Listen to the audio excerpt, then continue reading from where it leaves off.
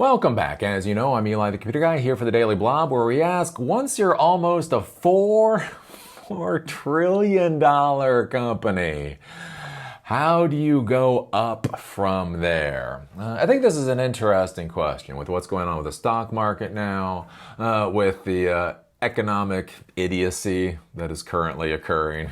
Whatever is happening, is we have these incredibly valuable corporations, right? We have, as I'll be talking about, Nvidia worth like $3.77 trillion. I do believe Microsoft is like $3.5 trillion.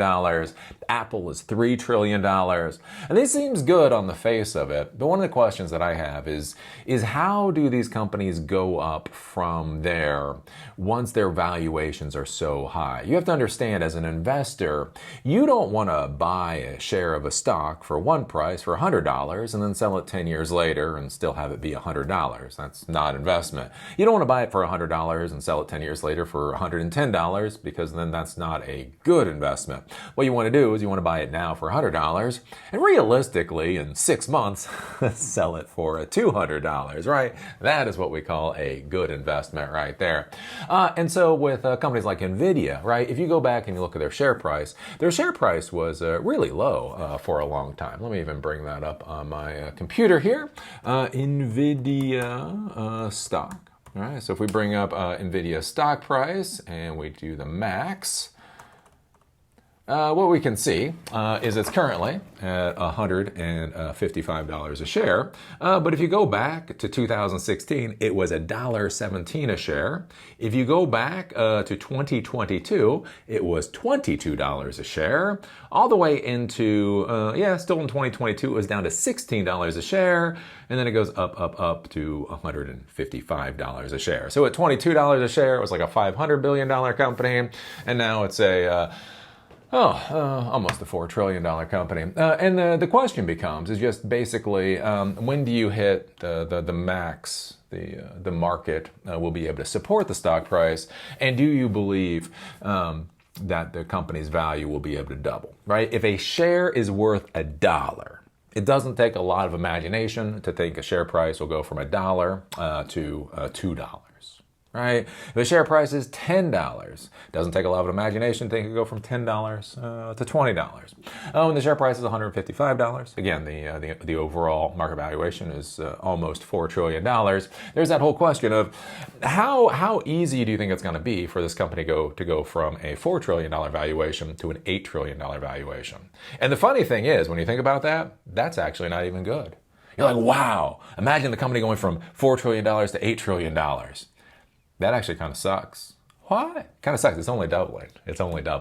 Right? And the question is how long will it take to double? And that's where you get into whether it's a good investment or not. Like if you really want a home run, on Nvidia at this point in time, it would have to go from being a $4 trillion company to a $20 trillion company. Right? So if you bought at $20 a share and it was $500 billion, right? That has had an 8x return.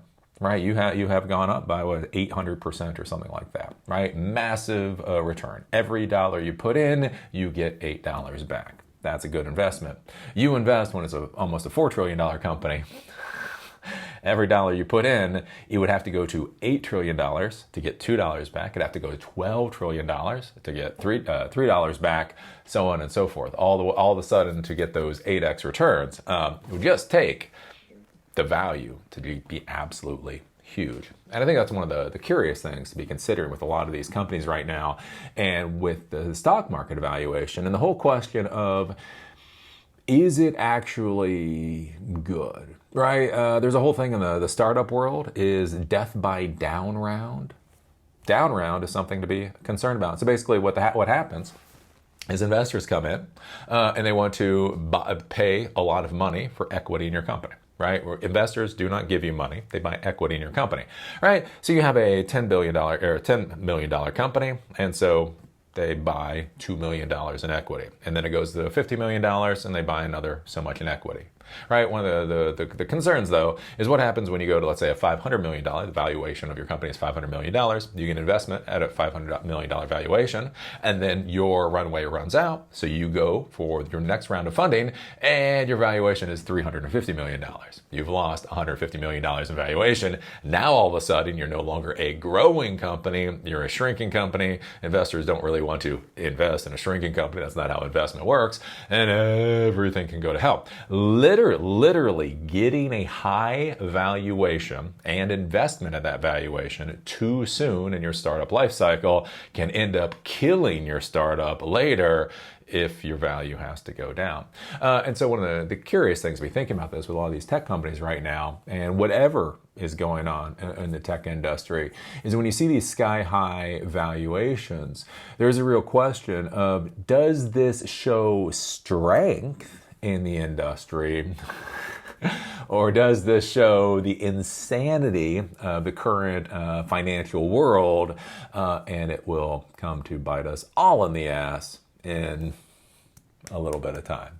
That would be my question. And the other question to ask here, too, is a company like Nvidia, when they've shot up in value so quickly, is what will they do next in order to continue growing, right? If you look at companies such as Amazon, right? Amazon used to just deliver products, and then they created AWS, and now they have Prime Video, and they have all of this stuff, right? As their value goes up, they start offering more and more products and services. Microsoft is the same way. Google is the same way. They keep offering more and more and more as their valuation goes up. One of the interesting things to be looking at with Nvidia, right? Nvidia was a GPU company, right? Nvidia was a GPU company, and they've got CUDA.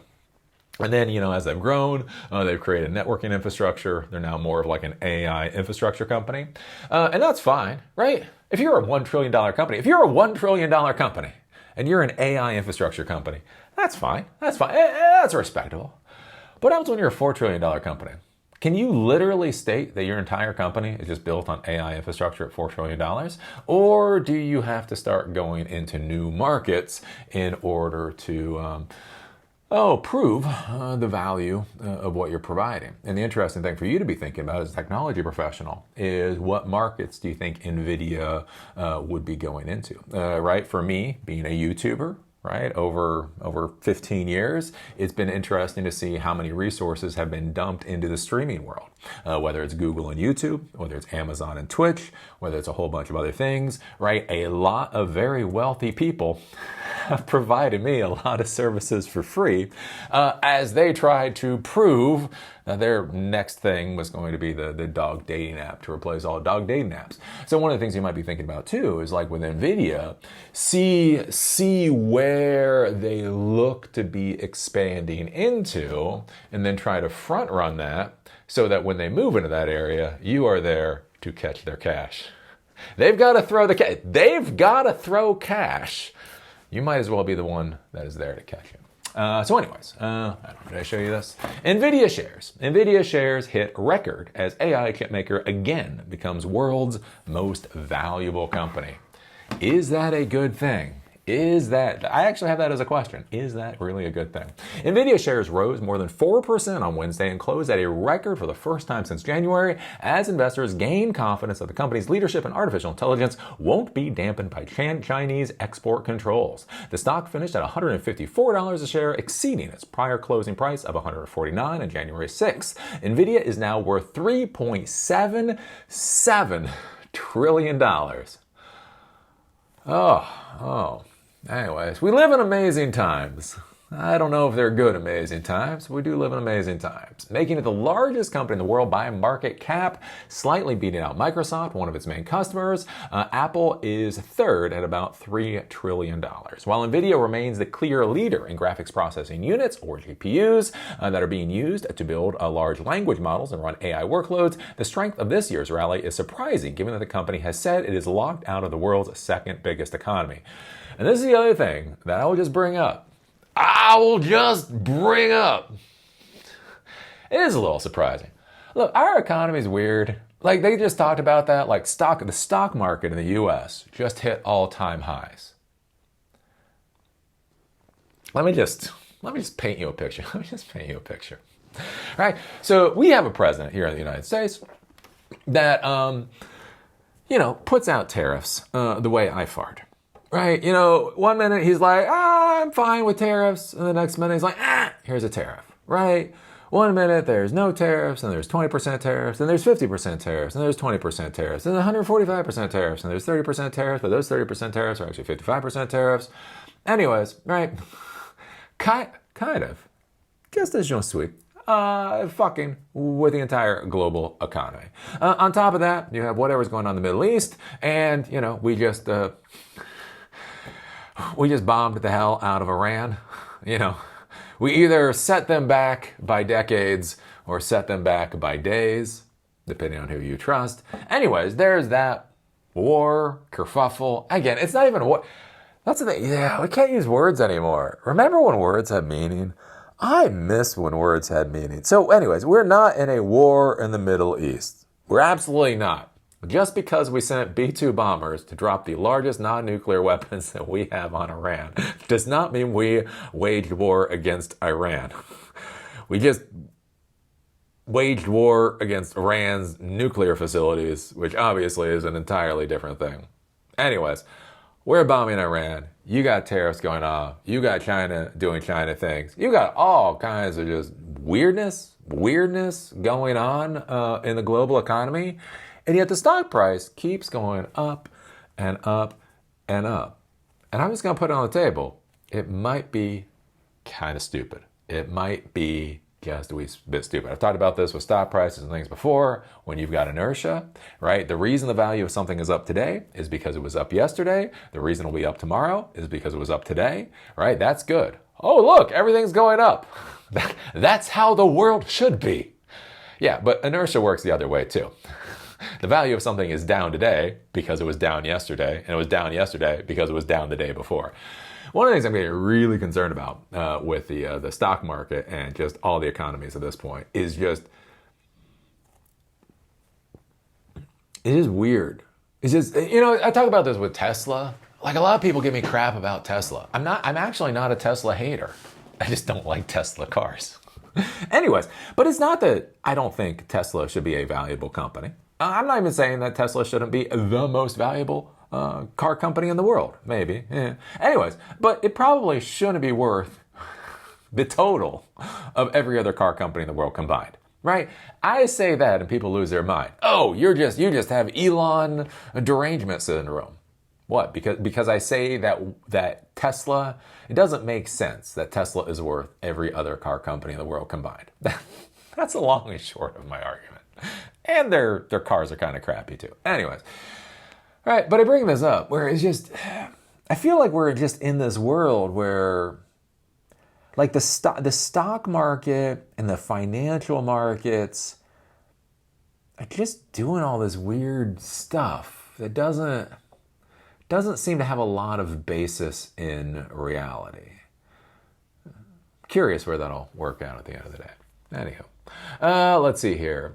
In its earnings report in May, Nvidia reported a 69% increase in year-over-year revenue, powered by a 73% surge in its data center business. For the full fiscal year, analysts are expecting 53% revenue growth to almost $200 billion. So it is growing. And so the interesting part then becomes, what do they do? What do they do with their newfound wealth, right? They got all this money. But they got to do something with the money. They just can't let that money rot, or it will no longer be an investment. And so now it looks like they're really focusing on robotics, which is kind of interesting when we go back to that whole thing I was saying about Tesla. Eli, Tesla is not a car company. Eli, I mock anybody who says Tesla is a car company. Great, what is it? It's an AI company or a robot company. You know how it's falling behind in cars? Yeah, it's also falling behind in AI, and it's also falling behind in robots. But these other CEOs are just out there doing their damn jobs, not running around with chainsaws. Anyways, Nvidia's CEO says robotics is chip makers' biggest opportunity after AI. And so this is something that you may want to be thinking about if you're an 18-year-old technology professional, right? If you're 18 years old and you want to get in the technology industry, do not learn how to do today's jobs, right? All these people making gazillions of dollars off of AI is fine. That's great. 4 or 5 years from now, this is not where the money is going to be. It's going to be the next thing. And so one of the things to look at is these companies like Nvidia, look at where they're investing for the future. Focus your investments on you to coincide with their investments on them. So then 5 years, you have a nice intersection and you come out of college making six figures. Let's see here. CEO Jensen Huang said, other than artificial intelligence, robotics represents the chipmaker's biggest market for potential growth, and that self-driving cars would be the first major commercial application for the technology. Quote, we have many growth opportunities across our company with AI and robotics, the two largest, representing a multi-trillion-dollar growth opportunity. A little more than a year ago, Nvidia changed the way it reported its business units to group both its automotive and robotics divisions into the same line. Item. In May, Nvidia said the business unit had $567 million in quarterly sales, or about 1% of the company's total revenue. Automotive and robotics was up 72% on an annual basis. So this is kind of interesting. Think about this with Nvidia. So Nvidia, $3.77 trillion valuation. So at this point, robotics and cars is small. It's teeny tiny. But if they're making $567 million in revenue per quarter, that comes out to about $2.2 billion in revenue per year. If that's annualized, how long before that $2.2 billion per year ends up being $220 billion per year? It's an interesting question. While robotics remains relatively small for Nvidia at the moment, Huang said applications will require the company's data center AI chips to train the software as well as other chips installed in self-driving cars and robots. Huang highlighted Nvidia's Drive platform of chips and software for self-driving cars, which Mercedes-Benz is using. He also said the company recently released AI models for humanoid robots called Cosmos. Quote, we're working towards a day where there will be billions of robots, hundreds of millions of autonomous vehicles, and hundreds of thousands of robotic factories that can be powered by Nvidia technology, Huang said. Nvidia has increasingly been offering more complementary technology alongside its AI chips, including software, cloud service, networking chips to tie AI accelerators together. Huang said Nvidia's brand is evolving and that it's better described as an AI infrastructure or computing platform provider. Quote, we stopped thinking of ourselves as a chip company long ago. And so this is the other thing to be thinking about, like with Elon Musk and Tesla. Remember when Tesla was at the forefront of technology? Remember when they were breaking new boundaries or whatever? Now they're leading from behind. But it is interesting to look at this, right? So you have Tesla and Elon Musk, talk about their humanoid robots, and they talk about their autonomous cars, and they talk about all that kind of stuff. How well that's actually doing. What's interesting is you now have Nvidia, and Nvidia, as a $3.77 trillion company, is now pushing into that area. And why I would be more excited for Nvidia being successful in the robot and AI world versus Tesla is I feel like Tesla is the Apple. If we go back to the 1980s, Tesla is the Apple to the IBM ecosystem, the IBM compatible ecosystem, right? So Tesla is going to build the robots, and Tesla is going to build the cars, and Tesla is going to have the whole platform. Tesla is going to own everything. And that's why Elon Musk thinks there's going to be a lot of value there. When I look at this and I look at Nvidia is creating products that allow other people to build the crap that they want, right? Nvidia is allowing other people to become multimillionaires, right? Okay, so you're going to come out with this Cosmos humanoid robot system.